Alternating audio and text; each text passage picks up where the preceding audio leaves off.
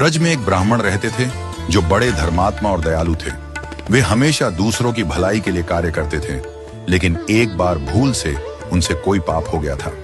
जब उनकी मृत्यु हुई तो पूरा ब्रजमंडल उनके लिए शोक में डूब गया। लोग मानते थे कि उनके इतने अच्छे कर्मों के कारण वे स्वर्ग जाएंगे। तब यमराज के दूत उन्हें लेने आए। यमराज ने कहा कि वे ब्राह्मण को नरक के पास से होते हुए ले आएं, क्योंकि ब्राह्मण ने एक छोटा सा पाप किया था और उसे इसका दंड मिलना था। जब यमदूत ब्राह्मण को नरक के पास लेकर पहुंचे तो वहां नरक में पड़े प्राणियों की चीख पुकार और दुख की आवाजें सुनकर ब्राह्मण का दिल घबराने लगा। वे जल्दी जल्दी वहां से जाने लगे, लेकिन इसी समय नरक में पड़े जीवों ने उनसे प्रार्थना की।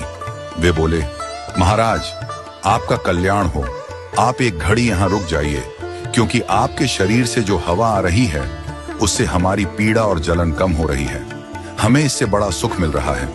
ब्राह्मण ने उन नरक में पड़े प्राणियों की प्रार्थना सुनी और कहा, अगर मेरे यहाँ खड़े रहने से आप लोगों को राहत मिलती है तो मैं पत्थर की तरह अचल होकर यहाँ खड़ा रहूंगा। मुझे स्वर्ग जाने की कोई इच्छा नहीं है। यमदूतों ने ब्राह्मण से कहा, आप धर्मात्मा हैं, आपके लिए स्वर्ग में उत्तम स्थान निर्धारित किया गया है। यह पापियों का स्थान है, यहाँ आपको नहीं रुकना चाहिए।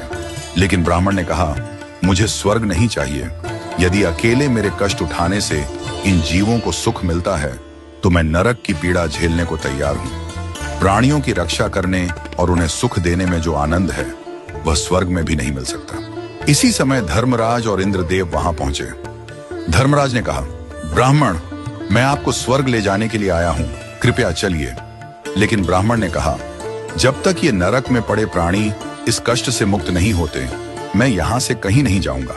धर्मराज बोले, ये पापी जीव हैं, इन्होंने कोई पुण्य नहीं किया, इसलिए ये नरक से कैसे छूट सकते हैं। तब ब्राह्मण ने कहा, मैं अपना समस्त पुण्य इन जीवों को दान कर रहा हूं, आप इन्हें स्वर्ग ले जाइए और इनके बदले में अकेले नरक में रहूंगा।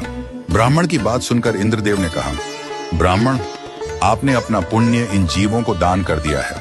अब ये सभी नरक से मुक्त हो चुके हैं और आपके साथ स्वर्ग में जा रहे हैं। ब्राह्मण ने कहा, मैंने तो अपना समस्त पुण्य दान कर दिया, अब मुझे स्वर्ग में क्यों ले जा रहे हैं। इंद्रदेव हंसते हुए बोले, दान करने से पुण्य घटता नहीं बल्कि बढ़ता है। आपने जितना पुण्य दान किया वह उससे भी बड़ा पुण्य बन गया। अब आप हमारे साथ स्वर्ग चलें।